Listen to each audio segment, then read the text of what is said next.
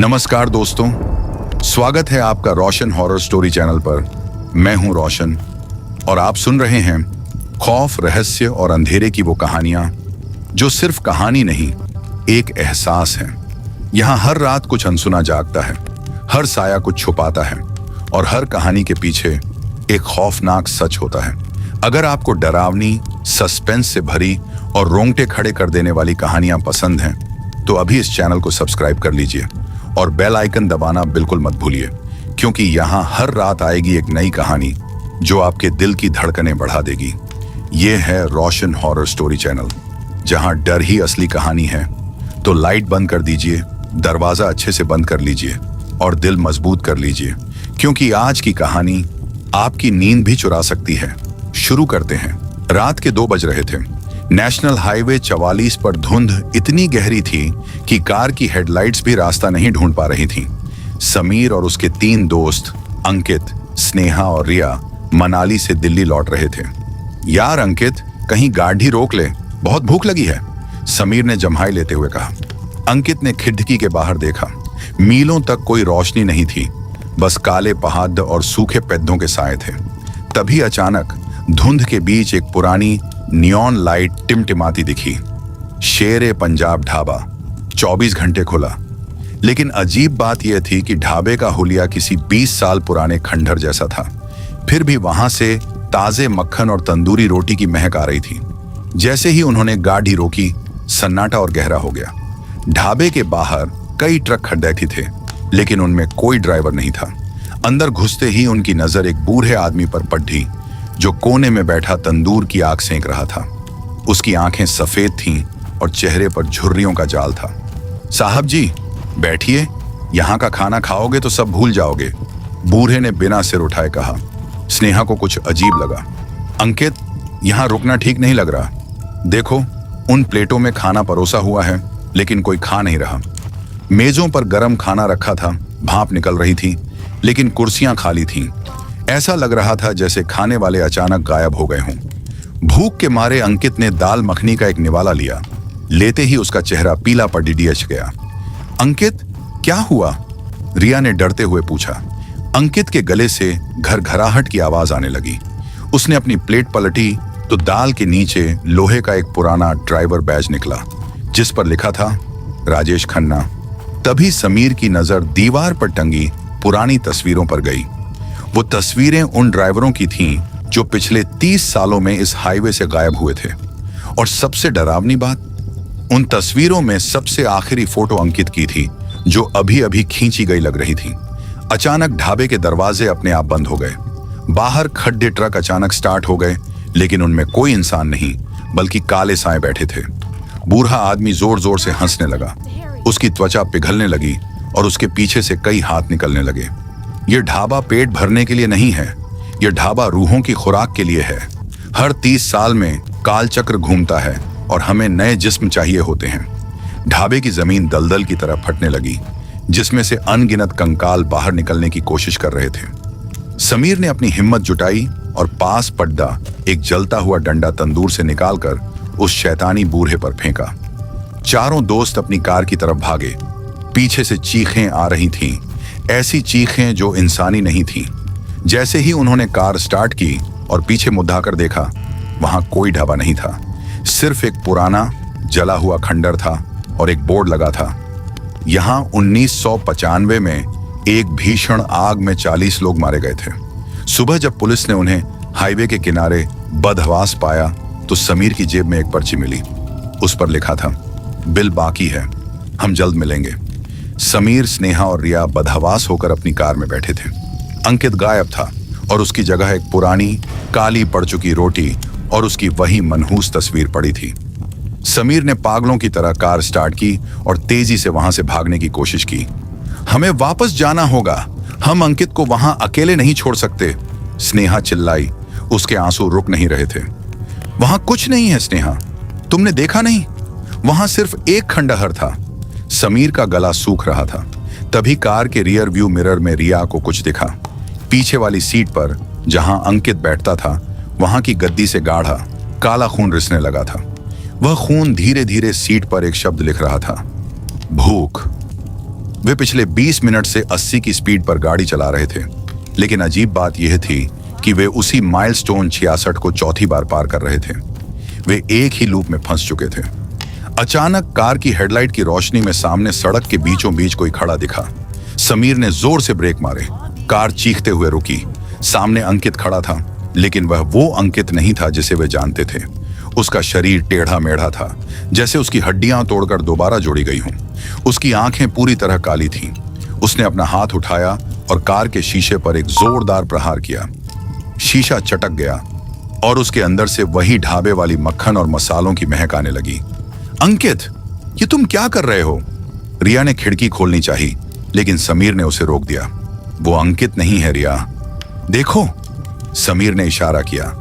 अंकित के पीछे से वही बूढ़ा आदमी, ढाबे का मालिक, अंधेरे से बाहर निकला। उसके हाथ में एक बड़ा सा लोहे का चिमटा था जो आग से लाल हो रहा था। मेहमान भागते अच्छे नहीं लगते, बूढ़ा फुसफुसाया। उसकी आवाज हवा की सरसराहट जैसी थी। हमारे ढाबे का एक नियम है, जो एक बार छक लेता है वो खुद जायका बन जाता है। तुम्हारे दोस्त ने हमारी दाल छकी थी, अब उसकी रूह हमारी रसोई का हिस्सा है। अचानक समीर के दिमाग में बिजली की तरह कुछ कौंधा। उसे याद आया कि उसके दादाजी ने एक बार इस हाईवे के बारे में बताया था। 1995 में इस ढाबे का मालिक बख्तावर सिंह अपने ग्राहकों को नशीला खाना खिलाकर उन्हें मार डालता था और उनके मांस से विशेष शोरबा तैयार करता था। जब गांव वालों को पता चला तो उन्होंने ढाबे को चारों तरफ से घेर कर आग लगा दी थी। बख्तावर और उसके 10 कर्मचारी जिंदा जल गए थे, लेकिन मरने से पहले बख्तावर ने उस जमीन को शाप दिया था कि जब तक मेरा तंदूर ठंडा है, इस रास्ते से गुजरने वाली हर रूह मेरी होगी। गाड़ी के चारों तरफ अब वो ट्रक खड़े हो चुके थे जो उन्होंने ढाबे के बाहर देखे थे। ट्रकों की हेडलाइट्स अचानक जल उठी, जिससे एक अंधा कर देने वाली रोशनी पैदा हुई। बूढ़ा बख्तावर कार के पास आया और अपना जलता हुआ हाथ शीशे पर रखा। शीशा पिघलने लगा। अगर तुम अपने दोस्त को वापस चाहते हो तो एक सौदा करना होगा, बख्तावर ने अपनी डरावनी मुस्कान के साथ कहा। क्या सौदा? समीर ने कांपते हुए पूछा। अगली 30 रातों तक तुम्हें इस हाईवे पर शिकार लाकर देना होगा, वरना, उसने अंकित की तरफ इशारा किया, जिसका जिस्म अब धीरे धीरे धुआं बनकर तंदूर की आग में समा रहा था। बख्तावर सिंह का जला हुआ हाथ कार के शीशे को पिघला रहा था। समीर की आंखों में आंसू थे, लेकिन उसका हाथ गियर पर मजबूती से टिका था। हमें किसी और की जान लेने की जरूरत नहीं है बख्तावर, समीर चिल्लाया। तुम पहले ही बहुत तबाही मचा चुके हो। बख्तावर की हंसी किसी सूखी लकड़ी के टूटने जैसी थी। तो फिर अपने दोस्त को अलविदा कहो। जैसे ही उसने इशारा किया, अंकित ने अपना सिर कार की छत से दे मारा। छत के लोहे में गहरा गड्ढा पड़ गया। स्नेहा और रिया पीछे की सीट पर सिमट गईं। तभी समीर को अचानक याद आया, उसके दादाजी हमेशा अपनी पुरानी कार के डैशबोर्ड में एक छोटी सी पीतल की डिब्बी रखते थे, जिसमें बनारस की पवित्र भस्म और एक पुराना मंत्र लिखा हुआ भोजपत्र था। यह कार समीर को विरासत में मिली थी। उसने जल्दी से डैशबोर्ड खोला। वहां वह डिब्बी धूल से सनी पड़ी थी। स्नेहा, इसे पकड़ो और मंत्र पढ़ो, समीर ने चिल्लाकर कहा। जैसे ही स्नेहा ने डिब्बी खोली, कार के अंदर एक अजीब सी ठंडी हवा चलने लगी। बख्तावर का चेहरा गुस्से से काला पड़ गया। ये रोशनी, इसे बंद करो, वह चीखा और पीछे हट गया। समीर, हम भाग नहीं सकते, रिया ने हांफते हुए कहा। हमें उस खंडहर में वापस जाना होगा, वहीं उस शाप का केंद्र है। जब तक वह तंदूर जल रहा है, यह लूप खत्म नहीं होगा। समीर ने एक गहरा सांस लिया। उसने कार को मोड़ा और उसी दिशा में दौड़ा दी जहां से वे भाग कर आए थे। पीछे से भूतों के ट्रकों का काफिला उनका पीछा कर रहा था। हॉर्न की आवाजें इंसानी चीखों जैसी लग रही थीं। सड़क अब गायब हो चुकी थी। वे सीधे उसी पुराने जले हुए शेरे पंजाब ढाबा के सामने खड़े थे। वे तीनों कार से बाहर निकले। सामने अंकित खड़ा था, जो अब बिल्कुल बेजान लग रहा था। उसके हाथ पांव किसी कठपुतली की तरह हिल रहे थे। ढाबे के बीचों बीच वही विशाल तंदूर था। वह पत्थर का बना था, लेकिन उसके अंदर से नीली आग निकल रही थी। उस आग में अनगिनत चेहरे तड़पते हुए दिख रहे थे। वे सब लोग जो पिछले 30 सालों में वहां से गायब हुए थे। यही है वो स्नेहा ने फुसफुसाते हुए कहा। यही वह काल चक्र है जहां बख्तावर की रूह टिकी है। तभी बख्तावर अपने असली डरावने रूप में सामने आया। उसकी लंबाई 7 फुट हो चुकी थी और उसके हाथ चिमटों की तरह लंबे और नुकीले थे। बख्तावर ने झपट्टा मारकर समीर का गला पकड़ लिया। तुम अपनी जान देकर इस तंदूर को ठंडा करोगे? समीर का दम घुट रहा था। उसने स्नेहा की तरफ देखा और इशारा किया। स्नेहा समझ गई। उसने वह पवित्र भस्म और भोजपत्र सीधे उस नीली आग वाले तंदूर में फेंक दिया। एक भयानक विस्फोट हुआ। नीली आग अचानक खूनी लाल हो गई। ढाबे की दीवारें कांपने लगीं। जो रूहें उस तंदूर में कैद थीं, वे अचानक बाहर निकलने लगीं और बख्तावर को चारों तरफ से जकड़ लिया। नहीं, ये मेरी जगह है, मेरा राज है, बख्तावर चिल्लाया, लेकिन रूहों ने उसे खींचकर उसी तंदूर की गहराई में डाल दिया। धमाका इतना तेज था कि समीर और लड़कियां बेहोश हो गए। जब सुबह की पहली किरण फूटी तो वहां न कोई ढाबा था, न कोई ट्रक। समीर ने अपनी आंखें खोलीं। उसके पास स्नेहा और रिया बैठी थीं। सामने सड़क के किनारे अंकित लेटा हुआ था। वह सांस ले रहा था, लेकिन उसके शरीर पर तंदूर की आग के निशान थे, जैसे किसी ने उसे गर्म सलाखों से दागा हो। वे कार में बैठे और बिना पीछे देखे दिल्ली की तरफ निकल पड़े।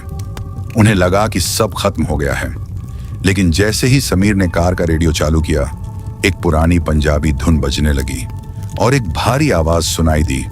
स्वाद अभी बाकी है, अगली बार बिना नमक के आना। समीर ने मिरर में देखा। पीछे की सीट पर अंकित की परछाई के साथ एक और साया बैठा था। यह कहानी का अंतिम और सबसे डरावना भाग है। यहाँ काल चक्र अपना घेरा पूरा करता है। कार की रफ्तार 100 के पार थी। हाईवे की वो डरावनी धुंध अब पीछे छूट चुकी थी और दूर क्षितिज पर दिल्ली की लाइटें नजर आने लगी थीं। समीर ने राहत की सांस ली। उसका गला अभी भी बख्तावर की उंगलियों की पकड़ से दुख रहा था, लेकिन उसे खुशी थी कि वे सब जिंदा हैं। हम पहुंच गए, समीर ने फटी आवाज में कहा। स्नेहा, रिया, देखो, हम शहर पहुंच गए। पीछे की सीट पर स्नेहा और रिया एक दूसरे का हाथ थामे कांप रही थीं। अंकित अभी भी बीच में बैठा था। उसका सिर नीचे झुका हुआ था। उसके शरीर से अभी भी हल्की सी सौंधी खुशबू आ रही थी, वही खुशबू जो ढाबे के तंदूर से निकलती थी। अचानक अंकित ने अपना सिर उठाया।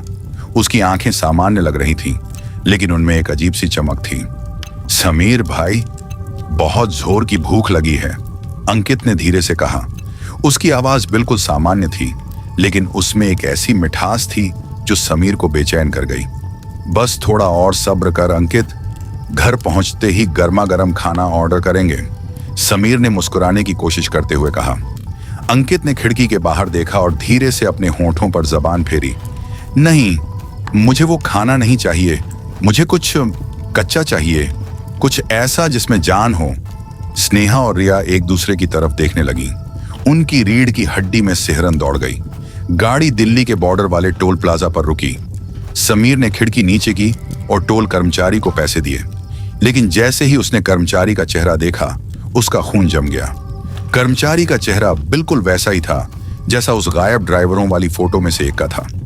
उसने समीर की तरफ देखा और एक डरावनी मुस्कान के साथ कहा, साहब जी, नमक कम तो नहीं था? समीर ने घबराकर एक्सीलरेटर पर पैर रख दिया। गाड़ी टोल बैरियर को तोड़ते हुए आगे निकल गई।